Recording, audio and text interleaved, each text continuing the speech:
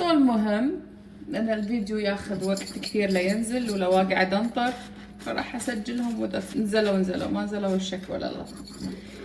يقول وصلت عندهم قالوا له انت ايش تبي؟ قال لهم انا ابي اتعلم من علمكم، انا ابي اعالج، والطب اللي انتم مسمينه طب هذا هو ينقص من الاعمار مش يزيدها، او مش يعاملها بطبيعتها. قالوا له هو عمر الانسان الطبيعي، اتكلم جد، راح تلاقون هذه المحاضرات في اليوتيوب موثقه في فيديو من عنده هو معلمينه باعمارهم باسمائهم في شخصياتهم، بس يتكلمون الهندي، يعني يتكلمون لغه البوديست اللي هناك في الهيمالايا في الجبال. اوكي، المهم وهو منزلين الترجمه باعمارهم. فقالوا له الطبيعي ان هذه الاعمار، بس انتم البشر الحديثين اخترعتوا نظام يوصلكم للسبعينات يموتكم ان كثر يعني في الموضوع.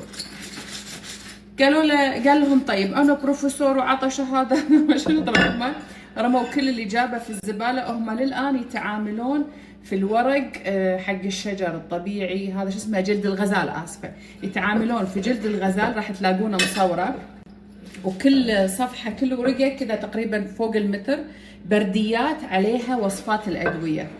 قالوا له اوكي احنا راح نعطيك العلم، لكن لما نشوف ايش كثر انت جاد في انك تاخذ العلم. قال لهم شو أدلة الجدية اني انا اقدم لكم اني انا جاد؟ انا لي 3 شهور امشي امشي حافي وتعرضت لاشياء كثيرة لين وصلت لكم، ومشي وحالتي وسبت حياتي وعيادتي وكل شيء عشان اتعلم. قالوا لا مش هذا الشيء اللي راح يعلمك، العلوم اللي عندنا، العلوم الأصلية اللي عندنا مو هذا الشيء اللي راح يعلمك. قال لهم شنو؟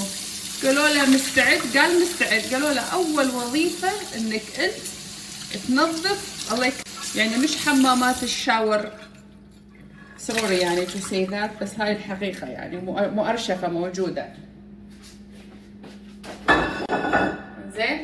قالوا له حمامات التواليت يوميا تبي تنظفها 3 إلى 4 مرات، كل ما الناس تستخدمها، لأن الناس تروح لهم زي الحج تحج لهم عشان ياخذون منهم أدوية وعلاجات وبركة وكذا. قال وات؟ قالوا له يس هذا اللي موجود، تبي تنظف 3 مرات الحمامات بعد الناس اللي يجون من الشارع التواليت. المهم يقول يعني رضيت، وفي نفس الوقت مقموت بموت من الخنقة من الفكرة.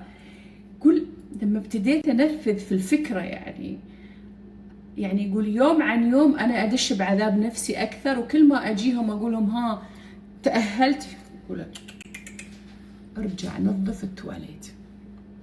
يقول قعدت على هذه الحالة 6 شهور ما يدخلوني. قال اصلا في واحد عمره 110 سنين او شيء زي كذا خلينا برا لانه يعتبرونه طفل على الحكمه، والله ما امزح، هذا موجود بتلاقون المحاضره. يقول لي 110 يعتبرونه طفل، هذا مو لازم يتعلم هذه العلوم، لازم يبلغ اكثر. فكيف انا اللي عمري 64 كان عمره 64؟ فيقول لا كان وقته اقل من 64، نو كان 40 لما انا شفته كان 64، كان 40. فيقول كيف انا 40 وهو اللي عمره 110 يطردونه برا؟ يقول الاجتماعات السريه اللي تخص الوصفات في الادويه لا تحضرها لان انت بعد مو مؤهل عمريا انك تتعلمها. فيقول 6 أشهر كل يوم اجيهم اقول لهم هاي، يقول اروح نظف الحمام، لسه يقول اخر ما فاض فيه. طبعا يقول في اثناء هذه الفتره انا كل يوم ابكي انهار واقول انا ايش جابرني، انا لازم اوقف، انا جالسه اهزئ نفسي. ويقول واستفرغ ووساخه عالم وطلوع كبدي، واحس اني انا صرت يعني يقول واقعد اتحمم في اليوم 100 مره، ومع هذا احس نفسي اني انا بتقزز من نفسي. يقول لحد ما وصلت مرحله أصبح هذا الشعور عندي بعد 6 شهور أخف، وأصبح اللي أسويه إني أنا أخدم. من بعد 6 شهور يقول تغير عندي الوضع، صار عندي حالة رضا في اللي أنا جالس أسويه. لجنة مكونة من 3 أشخاص موجودة في الفيديو في اليوتيوب، لو فتشتوا دكتور بروفيسور نارام بنكاج، حتى لو بحثتوا في العربي راح تلاقونه نارام بنكاج. اوكي.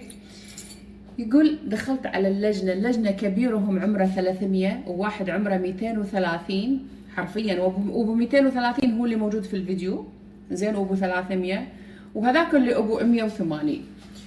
يقول قالوا لي انت الان مهيئ انك انت تاخذ العلم، وكل التلاميذ اللي جم قبلك اللي عمره 100 في ما خذوا،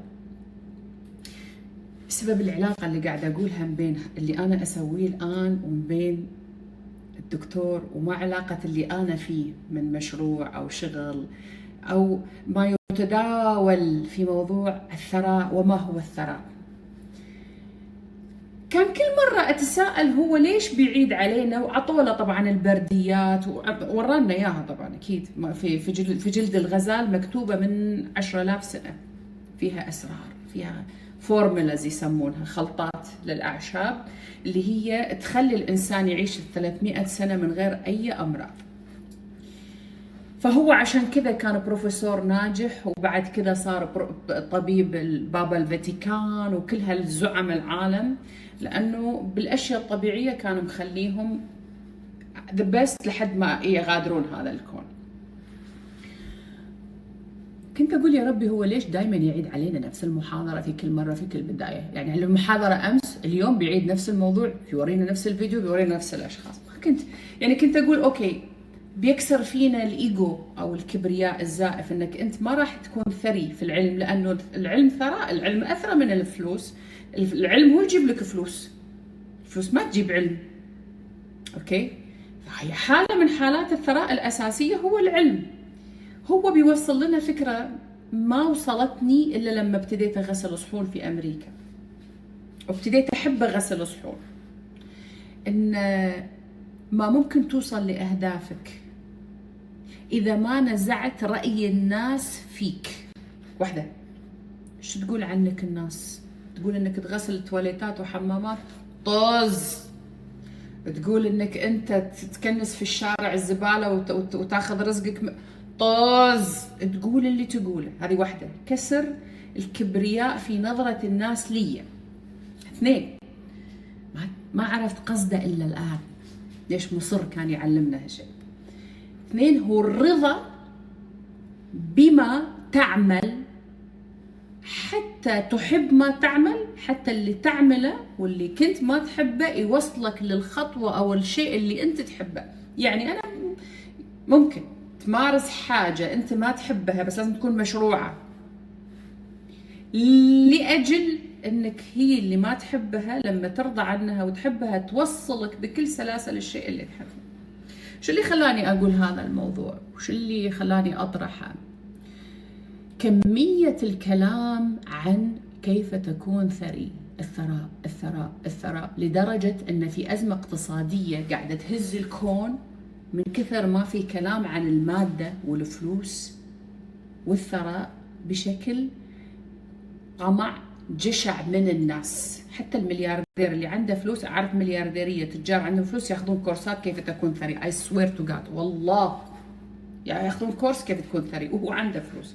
جشع، في جشع عند الناس، في طمع، وصار مفهوم الثراء هو فقط المادة، الورق أو الأرقام اللي في البنك. ما حد فاهم أن الثراء أول أصنافه هو الرضا عن الوضع اللي أنت فيه. ما حتكون ثري وأنت مو راضي، وإذا صرت ثري وأنت مو راضي فثراءك مؤقت ويجيب لك البلاوي والأمراض والمشاكل والسجون والحبوس. أوكي؟ 2 ثراء الصحة. هذيله علموه دكتور بانكاج إنه كيف تكون بصحة تقدر أنت تكون ثري. 3 ثراء العلم. إن لم يكن عندك علم، وهذا ما لخص في المدارس ولا في الشهادات ولا في الجامعات، هذا لخص في كم تتعلم من الحياة يوميا. إن لم يكن راسك هذه الجمجمة معباية علوم،